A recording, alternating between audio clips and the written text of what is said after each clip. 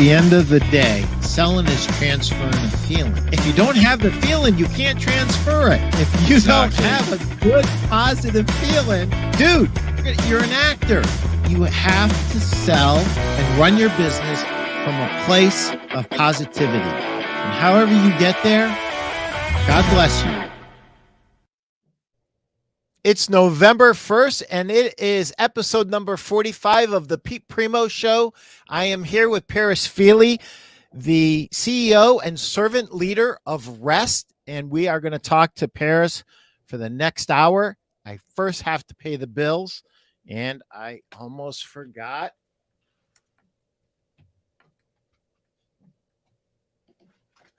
My book, Sell a Million. If you haven't got it, what are you waiting for? 101 ways, tips to help make you more money in furniture and mattress stores.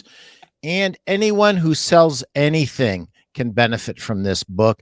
It's not a how-to sales book. It is a marketing book more than anything else. And my sponsors at Mattress Network. Steve, I would like to thank you personally.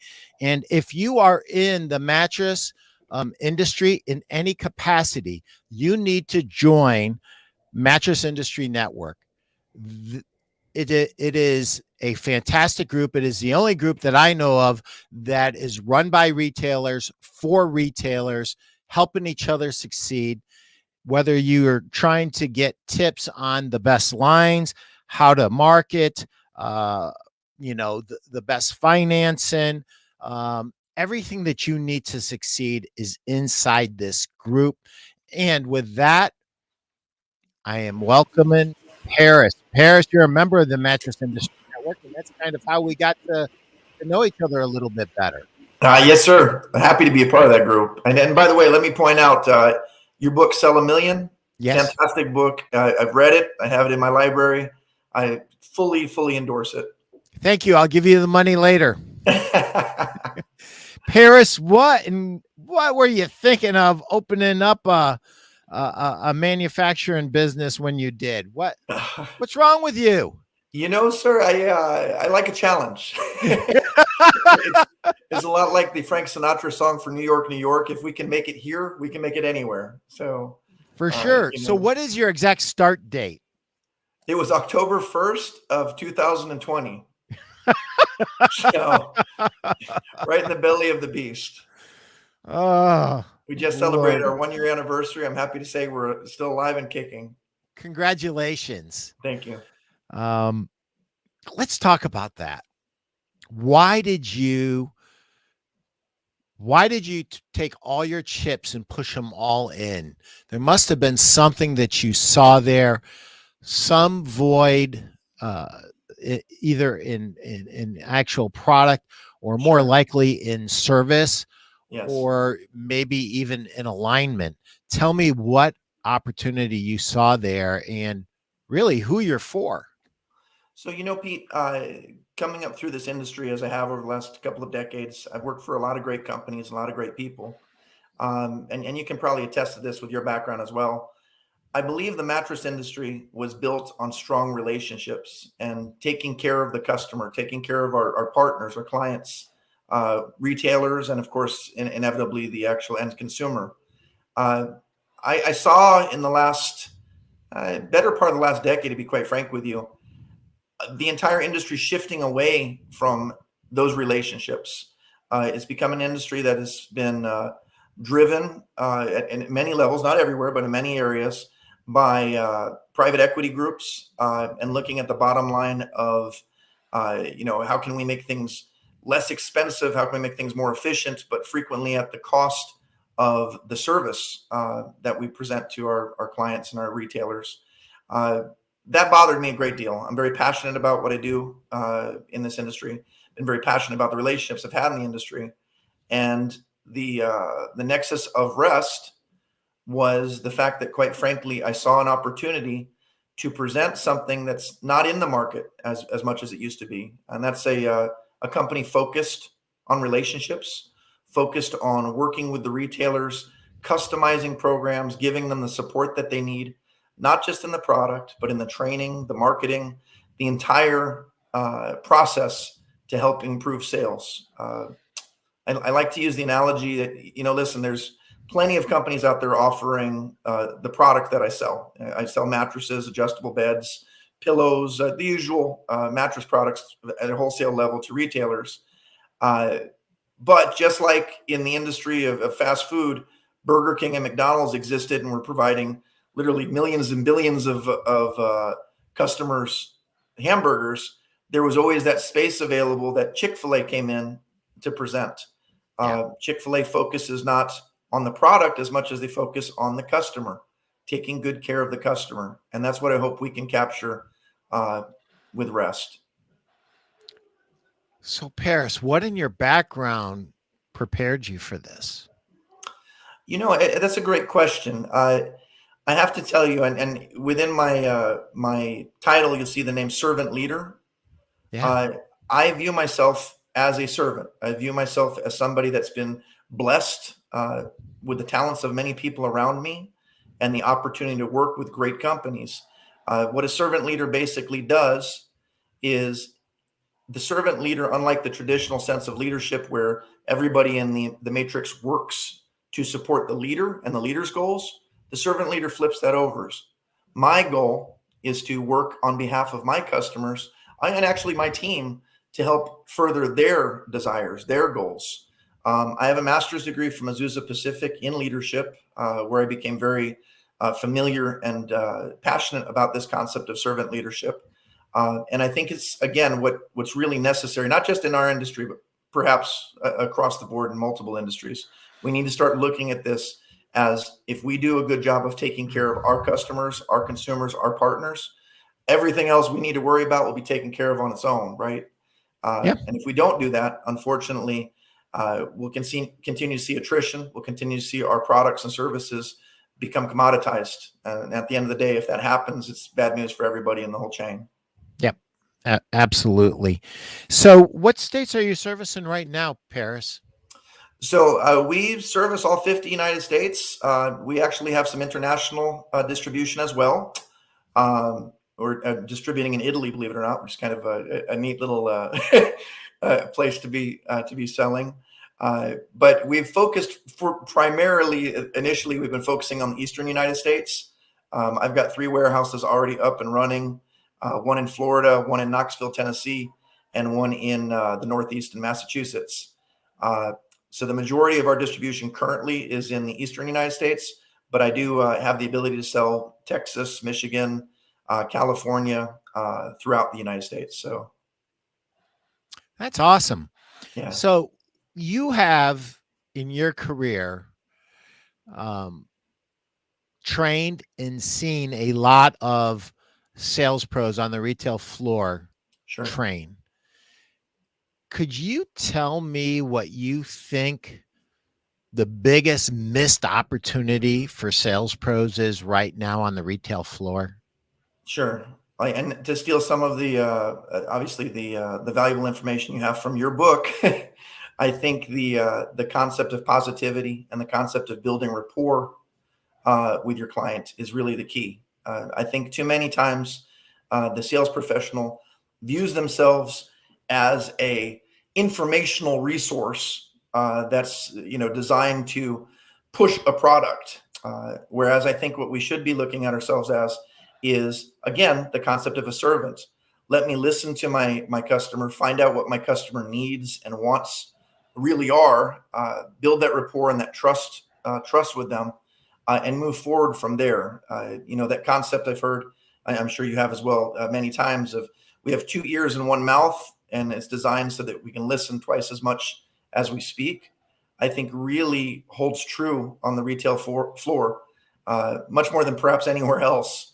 We have to be good listeners. We have to make sure that we're concerned with what our customers' wants and needs are, and do our very best to use our information, our knowledge, in a passionate manner, with enthusiasm, and share that enthusiasm, obviously, to help assist them. At the end of the day, that's really what a successful sales professional should be doing.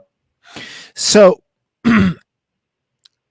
what I'm hearing from you is, to be the best listener, you have to listen twice as much as you talk, and you also need to have authentic, genuine caring. You need to 100%. be concerned Yes. about the outcome that your uh, consumer is going to receive from the products that he or she is considering. So, how do we help sales pros make that transition from basically pushing products to actually becoming um, a person who wants to genuinely help other people and help them get what they want? And what most people want is a better night's sleep. Sure. And there's a lot of ways to get there, and not there's not one straight path depending on what's going on with the customer. One of the things that I often say is, if you have a choice between an adjustable bed and an old but adequate mattress and a new mattress without the adjustable bed, oftentimes, depending on the customer, your customer is actually better off keeping the old mattress, Sure. assuming that it's adjustable bed friendly, and getting themselves a new adjustable bed. Can you expound on that and kind of give us the scenarios that you see that applying to? Sure. Yes, sir. Actually, you mentioned a couple of things. I'll start with the first part about how we transition our sales professionals to be more customer oriented. I have to tell you, there's a lot of great literature written out there on this kind of concept. There's things like neurolinguistic programming that talks to you about how you should speak to the customer, how you should, discuss visualization and everything. But I got to tell you, the easiest thing in the world to do, and sometimes it boils down to the simplest answer is usually the best, is just ask your retail associate to just imagine that the person in front of them is their best friend or their mom or their sister or their father or their brother. And imagine for a second two things: that they've been given a gift certificate that anything in the store that they want or need is theirs free of charge. I think that's an important piece, because I think a lot of the times we have uh, self uh, self-limiting preconceptions in our mind of what is expensive or not expensive. So we got to get that out of their heads first and foremost. But then secondly, if we imagine that that person is their best friend or their mom or their sister, and they're just coming in to look for the best night's sleep, what would we do? How do we treat them differently? That allows them to have an open, easy communication, which will, of course, lead themselves to talking about the best mattress on the floor, the best mattress for that customer, of course, that client, the best pillow available, the best frames, and the best adjustable beds, which I guess is a good transition. My biggest passion over the last decade has been with adjustable beds. I was blessed to work with a great team of people over at ErgoMotion as vice president of sales for ErgoMotion for several years. Johnny Griggs, who's their COO, is still a very close and personal friend of mine.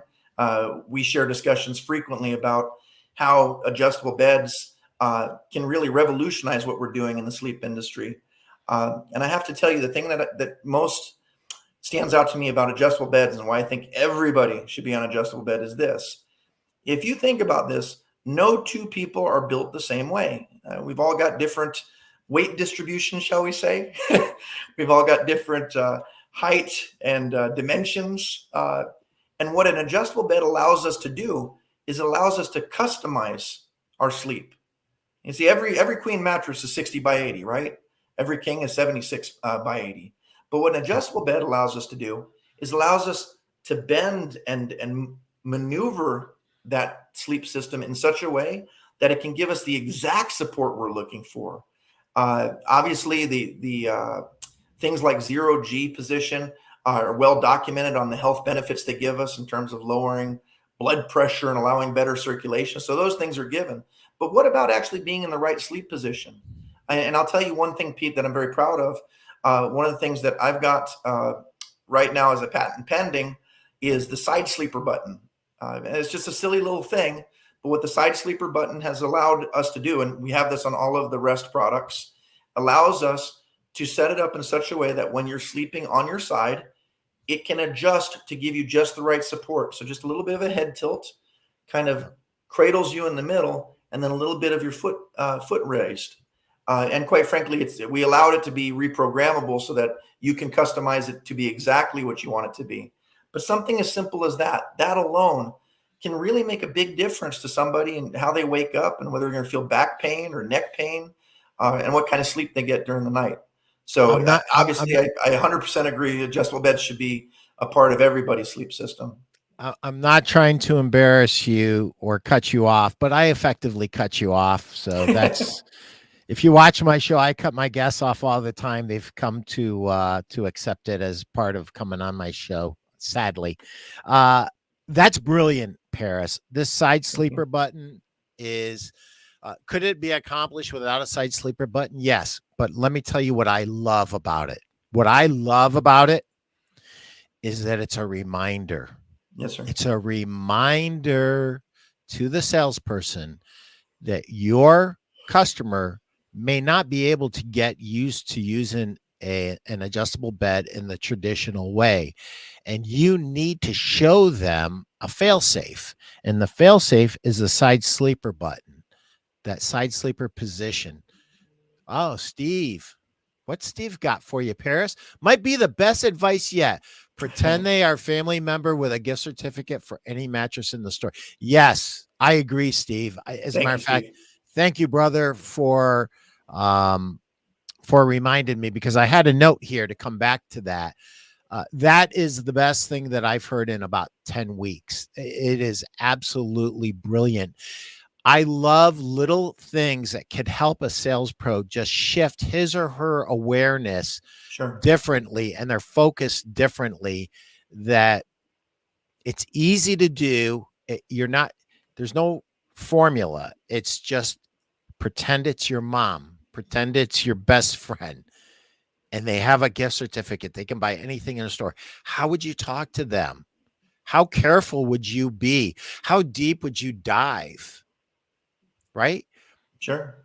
Because your level of concern and caring goes up. Sometimes we don't go deep enough. If you want to be memorable as a salesperson in the right way, if they go to a few different stores and you want to be memorable, do this one thing. Go deeper than everybody else. Go deeper. Go deeper. Because when Mrs. Jones and Mr. Jones have dinner that night, they're going to be talking about you, because you cared, and you demonstrated you cared, because you didn't just stop. You kept doing Columbo. Oh, really? You got them to talk more about what was going on. You learned more, and then you could more adequately prescribe a proper prescription. Letting a customer wander around the store, showing them an inventory of products is malpractice. It just is. Imagine just going to a doctor's office and the doctor asking you a few questions, but nothing that is. So you don't feel good. Nope. Sure. I don't feel good. Doesn't take your temperature, doesn't take your blood pressure, and starts writing you a script. What are you thinking? You're thinking, this dude's a quack. I need another doctor. And so what I'm saying is, don't be a quack. Be 100% committed to your customer as if it was your own mother, as if it was your best friend, and dive deep. And this side sleeper button is very exciting, because I will tell you this. I've included it in almost all of my trainings, and I've never heard one retail sales pro actually use it. And I'm like, why don't you use it? Because that's the last objection. And that's the reason why they may not get it. And you're really killing the partner, because the partner desperately needs the adjustable bed more than the side sleeper person who won't give up trying to sleep properly. And the side sleeper button solves the problem, and it reminds the owner, and it reminds the sales pro that's on the floor that this is a part of what we offer that's different. So I'm sorry I cut you off, but what else you got to say to our sales pros? Well, I have to tell you, to your point about the side sleeper button as well, I think we're turning an objection into an actual selling point. Yes. There are ways to respond to the client that says to you, I can't use an adjustable bed. I sleep on my back. We can explain to them how, hey, actually sleeping on your side, you're putting yourself into the fetal position, is taking the pressure off of your lower lumbar region. And it's giving you the ideal position to sleep in, which is basically what we do when we put you on your back and we, adjust you into the 0G position or any position like that.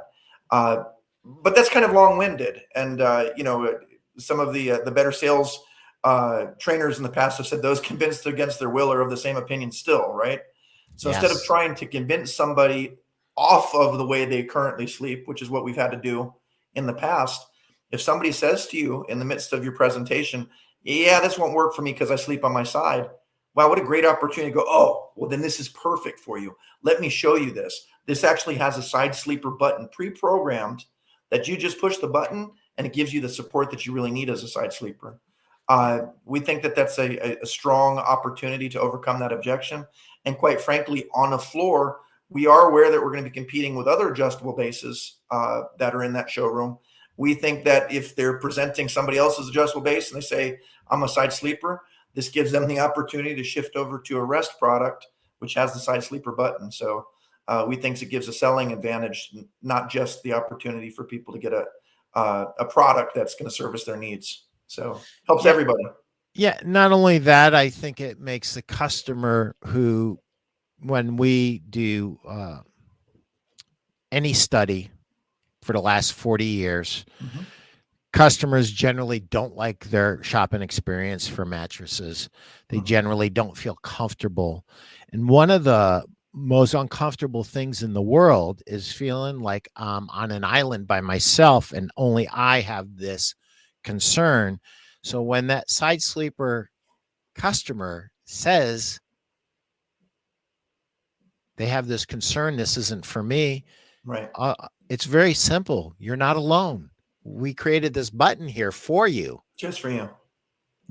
and that makes them much more comfortable. And as a point of differentiation, this is brilliant. You're the only company I know of that has it. I am sure that after people who are smart watch the show, Sure. they're going to be anxious to try to, but hey, that's a tough slog in, and the soonest they can probably get it out there in a meaningful way is 6 Sure. months to probably 12 months if they want to do it right and not just throw something out there. That's that's great. I mean, I love how would you approach your best friend with an unlimited budget with a free gift certificate? What would you say? What would you do? What would be your demeanor?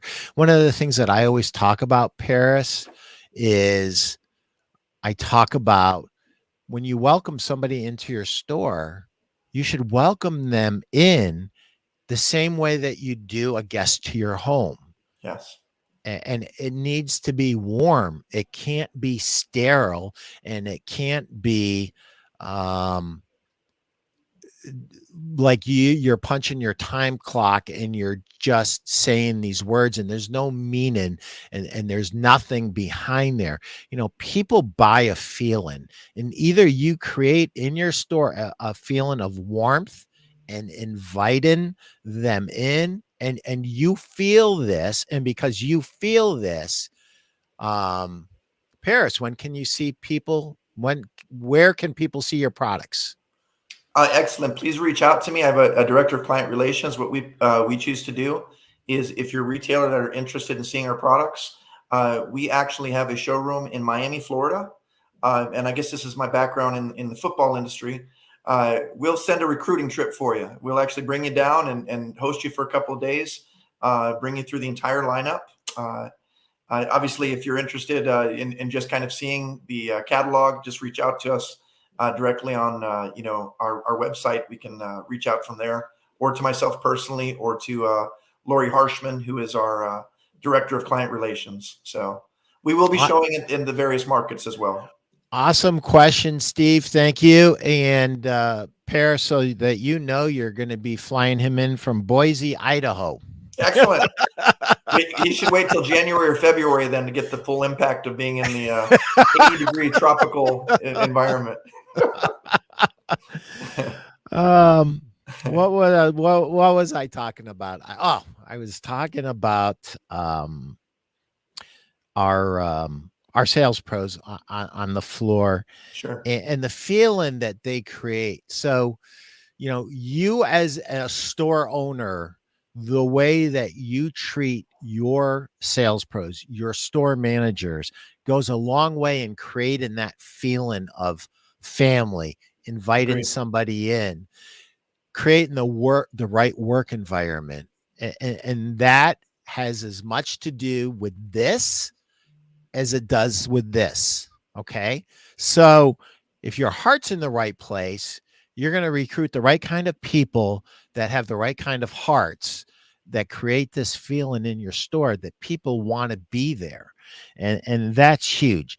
Well, we're at halftime, speaking of football, and I am going to pay the bills. And as I'm going through this, literally will take a minute. Those of you who have your books at home, Steve, if you got your book at home and you haven't read this, it's on page 124, chapter 85, The Secret to Eliminating Competition. The secret to eliminating your competition is to market to your customer with information instead of with price discounts. I said it. I know. I swore to some of you guys. I know. I hear you. I hear this going throughout the entire industry like, what? No price advertising? Yeah, that's what I said. When you advertise with mass media, do you know how many people are in the market at one time? Let me clue you in. It's 1%. It's what it is. It's 1%. And if you want to push me on that, I'll hedge and I'll say 1 to 5% for mattresses. If you market with an information offer, you can start to capture your customer's attention before they are in the market, and then you can start shaping the conversation. If your competitors only advertise to 1 to 5% of the market and you advertise to 100%, everything else being equal, who wins? That's right, you. This allows you to shape the conversation and position your store as the authority and the expert. We should talk about that a little bit, Paris. That's part of how you eliminate your competition. With your merchandising and display, you can further differentiate your store from your competitors. A customer-focused sales process that is in sync with your advertising is a critical piece where most stores fall down. Your salespeople must know exactly what the customer has seen and heard from your advertising department so they can continue to deliver a consistent experience to the customer. And now I'm going to riff on that a little bit because this is one of my pet peeves, and I'm going to get a little crappy here, so I apologize. But listen, before you ever put an ad out, you need to communicate to your sales pros. And I know a bunch of you really good operators are going, duh, Pete. Guys, gals, I'm going to tell you right now, a lot of stores advertise without ever telling their sales pros about it. No advance notice. Heck, I've got manufacturers who are putting out price increases without telling the salespeople. That happened to me a few weeks ago. So communicate. You want your sales pro to communicate with your customer effectively. It starts with you. You as a store owner have to communicate what's going on so there's no surprises. And there should never be any difference between the customer's expectation that is set up and shaped by your advertising and the experience they receive when they first walk into the store. They need to be a hand in a glove. And if they're not, you're already starting a negative cycle with your customer. Paris, what say you? What say you? Pete, it's funny. The more we've talked about this, I'm going to double back on something you're saying a little bit ago. Sure. It really boils down to how we're treating our customer, making them feel, doesn't it? Yeah. And it's interesting because in the years I've been blessed to work with a lot of different, very successful sales professionals in our industry. There seems to be a school of thought. There's two of them. One is the school of thought that, it's all about our rapport and taking care of the customers, which I think you and I agree is probably the righteous path, if you will. The other school of thought is no. It's all about product knowledge. And every once in a while, you'll meet somebody who is an encyclopedia of absolutely knowing every single detail you need to know about every single product on their floor. Now, obviously, I think there's a combination of the two. I think good product knowledge is important for your credibility when you're speaking to a customer. You need to, have a basic level of understanding of the products you're presenting, or you won't be credible. And probably more important than that, I think it helps your confidence. So there's kinds of the two C's of product knowledge. But at the end of the day, you touch on it a lot, Pete. I think it really does boil down to how we're making our customers feel. Do they believe we're absolutely concerned with their needs and wants? Do they believe that we're trustworthy? Do they believe that we're putting their best interest first? And pretty much everything I've ever heard on this show, everything within your book, supports that notion that it's all about giving our customer that feeling of confidence in us and what we're doing. So I totally agree. So I read a book recently that's called Sell Different. It's by Lee Salz. I'm going to have him on the show in a couple of weeks. He says something in that book that's brilliant. There's a lot of really cool things in that book. But the one thing that he said, every sale must yield 2 sales. Mm-hmm. And that to me is at a bare minimum. And the only way you're ever going to get your customers to give you a 5-star online review, a referral, or a good testimonial, the only way that's going to happen is if you treat that customer the way they deserve to be treated. And that's like part of your family, assuming that you have a normal family that is kind and loving. And if not, pretend like it is. And so I lean towards rapport over product knowledge. Now, product knowledge, and I hear my phone's already going off. Product knowledge. Listen, it's important. You should know. Guys, have you ever heard me talk about something that I didn't know about? I don't do it. If I don't know, I tell you I don't know, which, by the way, if you're a brand new sales pro on the floor, don't know for about 2 or 3 years, maybe 4 or 5. And because your customer will try to help you. But getting back, we all have a responsibility to be experts.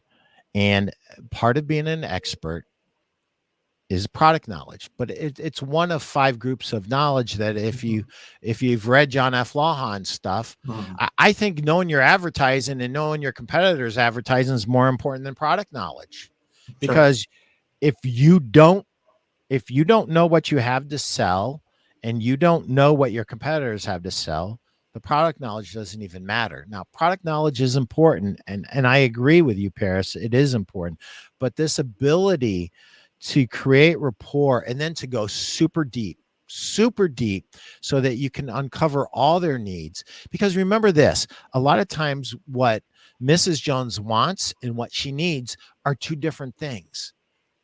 And the really artful sales pro is the guy or gal that can take the customer where they want to go and where they actually need to go, and to get those things lined up and go together.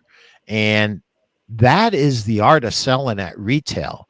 Not letting people jump off of a cliff without a parachute.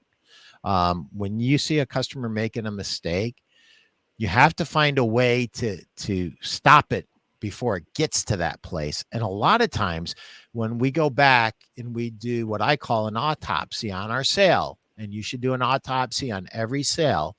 What did you do, whether it went good or it went bad, and look at it and say, what did I do right? What did I do wrong? What could I do better next time? One of the things that you'll always come up with is, I didn't go deep enough. I didn't know what she meant by blah, blah, blah statement. I stopped, I paused, and I really was kind of in a gray area, and I didn't know what she meant by that. And I should have just done what my dog does to me. And ask. And you don't even have to use words. you can just do that. Just look at her like your dog looks at you and ask, what do you mean? How do you mean that? You don't even need to use words. And going deeper is always the answer. Building more rapport instead of less rapport is always the answer. So this is an interesting observation, Paris. And I'm not trying to embarrass you. Oh, man, I find you to be, in our limited interactions, to be very knowledgeable about the industry, thank you. but also very kind and caring in how you present things. And I've seen cases where you could have really embarrassed somebody and you just kind of sidestepped the whole thing and just kind of went the other way. And I said, Paris is really a kind and gentle soul. And I think at the end of the day, that's more important than being right. Wow, Pete, thank you. Thank you very much. I take that to heart and I really appreciate that.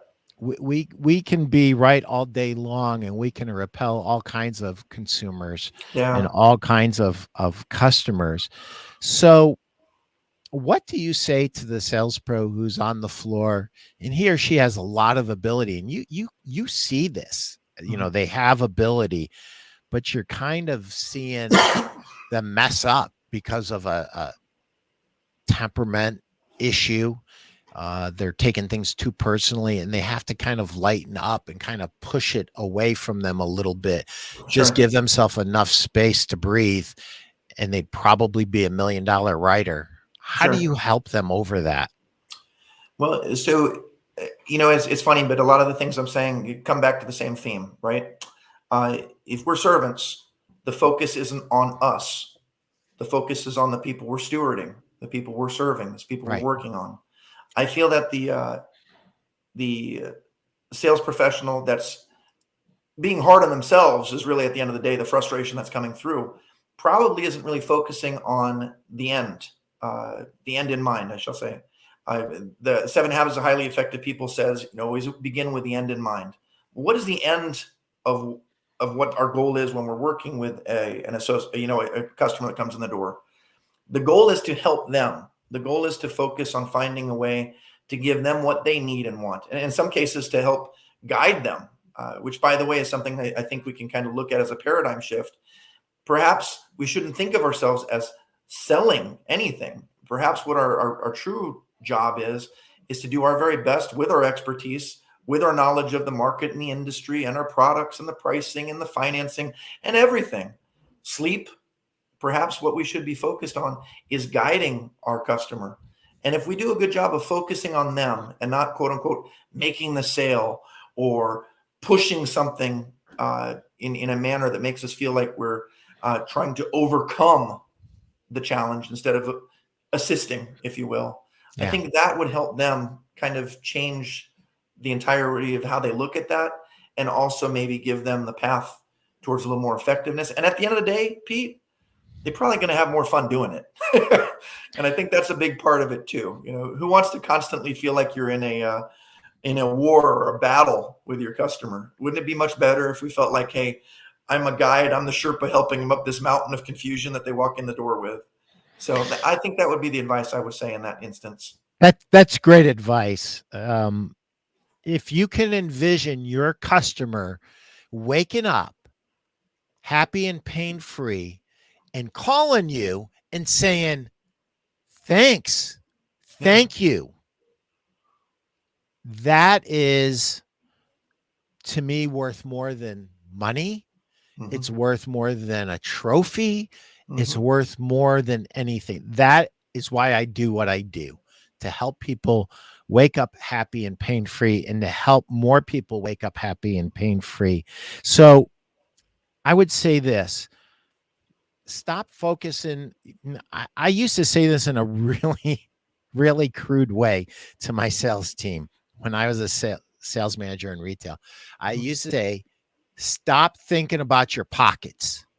Stop thinking about the commissions that you're going to earn. If your 100%. mind even goes to the commissions that you're going to earn instead of helping this customer, you're not going to make the sale. And quite frankly, you're not worthy of making the sale. You shouldn't make the sale. I don't want you to make the sale. As a matter of fact, if that's all you care about, get out of the store right now, because I don't want you here. I want you here if you want to help Mrs. Jones wake up happy and pain free. And to the degree that you do that, you will make a lot of money on accident, but it's a byproduct. It's not what you're going after. And so I think that takes the pressure off. And something that one of my former VPs of sales shared with me, and I just thought, he was a nervous fellow in his youth, and his mother used to say, "They can't eat you, honey." And every time he had a problem, he'd bring it to his mom, and she would just say, "They can't eat you, honey. Sure.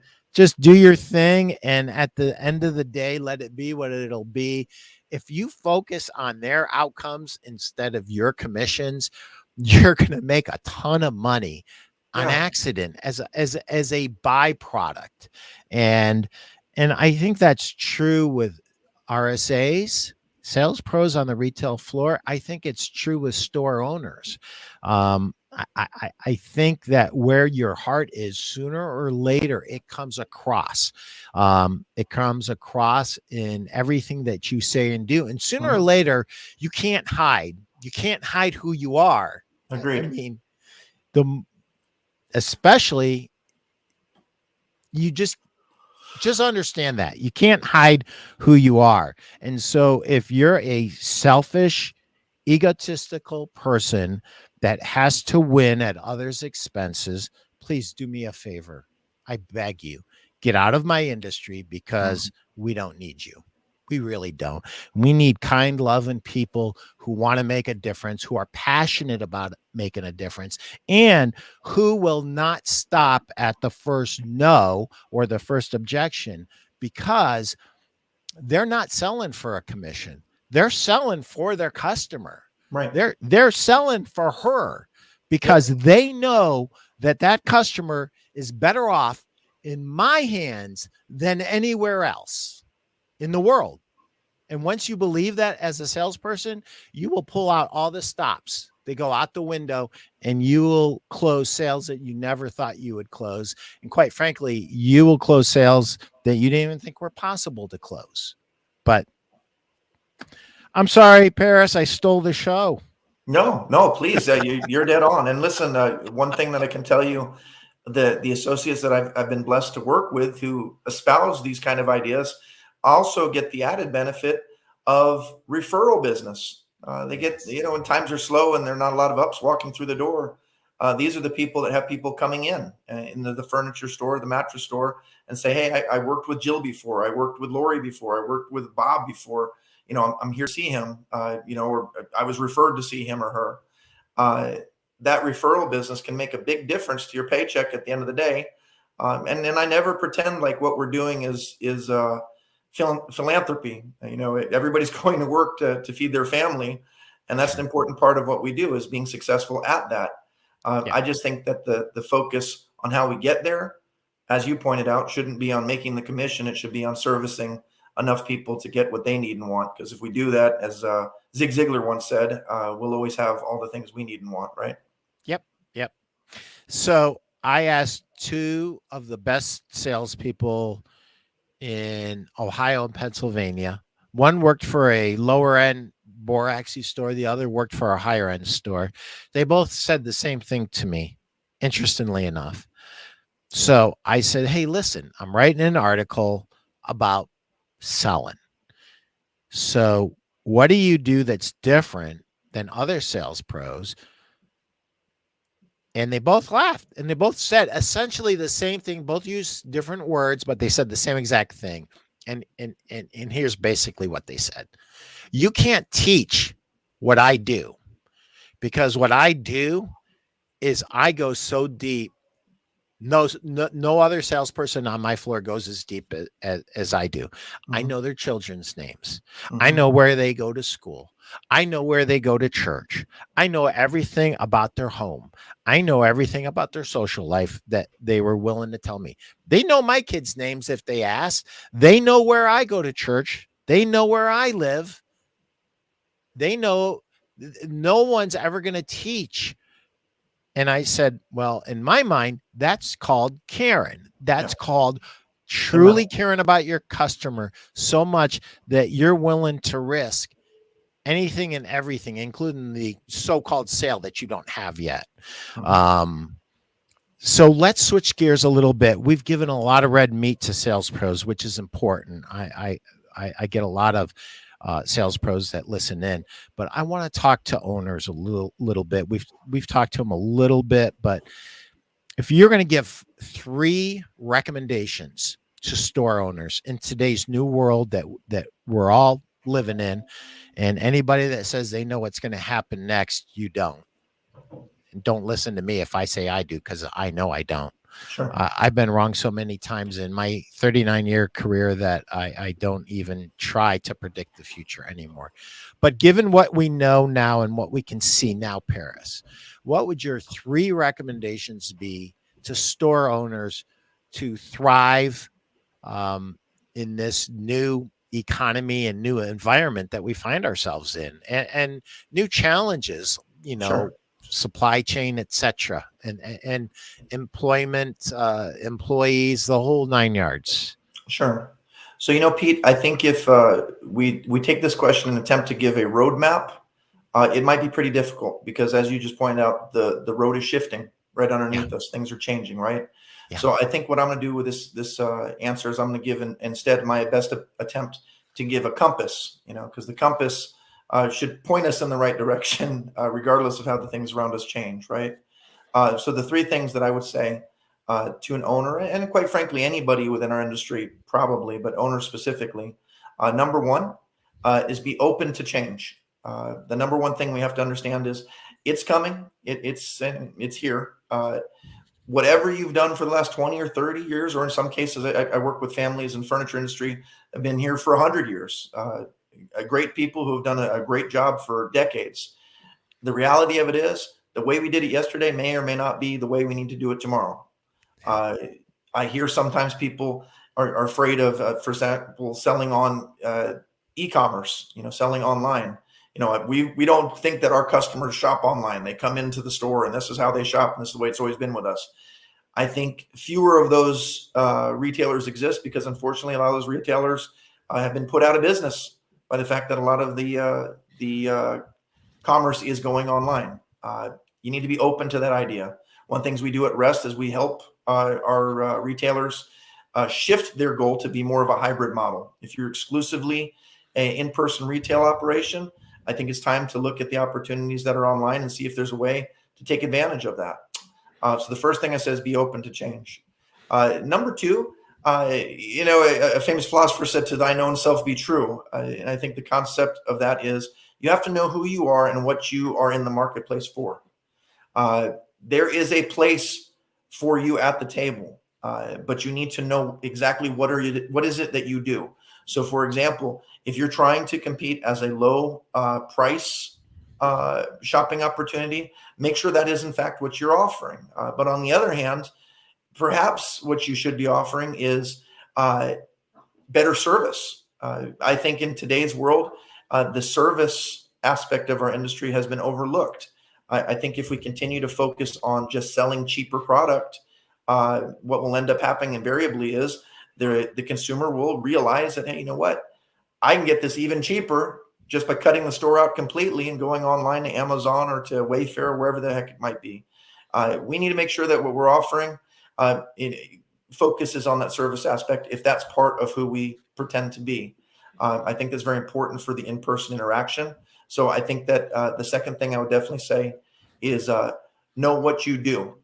And number 3, this might surprise you, but I think we need to fail more. We need to stop being afraid of failing. We need to be innovative and try new things and accept the fact that a lot of those things aren't going to work. But when they don't work, embrace the lessons that we're learning. So try those things in a way that allows us to kind of shift out of the mindset. I'll give you one example. I was with Serta Mattress years ago when the concept of selling mattresses in appliance stores was brought up. I remember when that thought came through, people thought that was a crazy idea. And today, years after executing that, mattresses are frequently sold in appliance stores. It's a natural marriage. Somebody somewhere thought that idea up and thought it was a crazy idea, and maybe it wouldn't have worked. But why aren't we trying different things? Why aren't we selling mattresses in Home Depots? Why aren't we selling mattresses in the chiropractor's office, adjustable bases in the chiropractor's offices? Why have we just limited ourselves to kind of the traditional models? And if you're an owner of a sleep shop, perhaps there's something locally that you can do. And there's so many different ideas out there that have been successful. I think of Mattress Firm. The first time they must have thought about selling in a state fair. Who would have thought you're going to go to the Texas State Fair and buy a mattress or an adjustable bed, while eating a corn dog and playing on amusement rides. But it was a great idea, and the execution has made the company millions. So let's not be afraid to fail. So yeah, the three things I definitely would be in mind would be, embrace the change basically that's in the marketplace. It's already here. Be open to change, right? Number two, know who you are. And number three, don't be afraid to fail, fail more. So I think if you can do those three things, what's going to happen is as the shifting sands underneath us continue to move, perhaps we'll do a better job of moving with it. And again, this can be fun. What we're doing can be fun and can be fulfilling. It's not just about selling rectangles, right? It's about helping people. It's about being innovative and creative and all these different things. I think if you're able to do those things, you probably have more fun and more success, which is at the end of the day what we're looking for. That is great advice. One of my pet peeves is when I see some marketing quote expert in furniture today say, just get online. No, don't just get online. That's suicide. Mm-hmm. Get with a partner Mm-hmm. who has experience with this and listen to what they have to say and learn from other people's experience, learn from other people's failures. You just doing it without any kind of a roadmap. I love the fact that your company is helping brick and mortar become more of a hybrid model. That is a huge service, Paris, and you are to be commended for that. I agree. Online, you have to be online. Do you have to be 100% online? No, but you need to be there at least from a defensive position. If you're about to lose a sale to some online retailer, but you have something out there that helps, that your customer's going to actually see, and it brings them back to you. It could be something as simple as this. Hey, I know that you're used to coming into our brick and mortar store for the last 50 years, but guess what? With a push of a button, you can buy your mattress too, if you want to, right here, over this way. Mm-hmm. Stay with us. We do that too. Even if you never sold one in a month, but you kept 2 or 3 or 4 sales from going online, it would pay for itself. So from a defensive standpoint, at a bare minimum, and some of our retailers actually are starting to do pretty darn well online, Yes. especially if you broaden that out to mean social media too, because you have to embrace social media. That's part of online in my mind. Know what you do. That is so huge. I call it knowing your who. Mm-hmm. And a lot of people call it that. I didn't invent that. I'm not trying to take credit for that. But this service and price equation, if you are going to be the price guy, if you are going to be the guy shouting price, you better have the lowest prices. Yeah. You know who you are. There's a lot of phony guys out there. Sure. And you're the highest price guy in the market, and you're screaming you're the lowest price guy. And guess what? You're not fooling anybody. So I'm glad you kind of called that out. I called it out a little bit more dramatically. I love this idea of trying to find a service, a niche in the area of providing a better service to your customer. That's where the real gold in the future is going to be for all of us, whether it's on the manufacturing side, whether it's a side sleeper button, Mhm. or whether it's helping your customers create a hybrid model, or whether it's you as a retailer going and rotating someone's bed Mhm. for older customers. You have a lot of older customers, and that would Sure. be a great service for them. And so Great what idea. does it cost you to do that? Um, Not that much. And what does goodwill does it generate? An awful lot.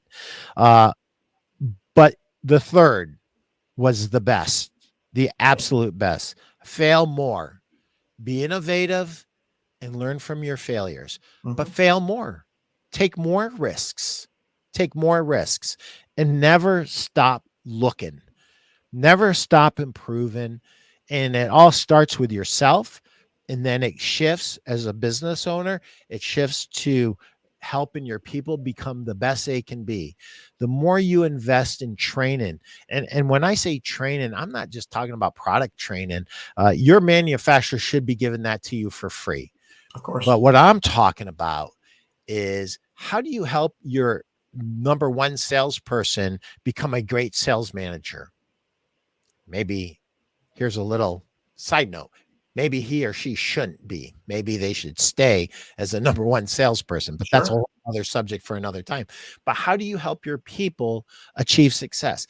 How do you take your best driver, most thoughtful driver, you make him the warehouse manager, or you make her the warehouse manager? How do you help them succeed in that role? What training are you providing? So train, train, train, train, invest in your people. And Paris is right. We don't know which way this ball is going to bounce, but this compass, embrace change, know who you are, and fail more is going to serve you well. Paris, any last words, man? Man, that went fast. Yeah, It felt like it 5 minutes, dude. I could go for another 2-3 hours with you. Yeah, thank you. I just want to tell you, I'm blessed at Rest with an excellent team. We've got great people. You know some of them. I'd be remiss to say, to not take the opportunity to thank them, as well as thanking you for being a part of this great show. And this is great. I love what you're doing for the industry, and I think we need more of it. So thank you. Thank you, Paris. And that is a wrap. Thank you, everybody. Thank you, Steve. And I look forward to seeing you guys in episode 46.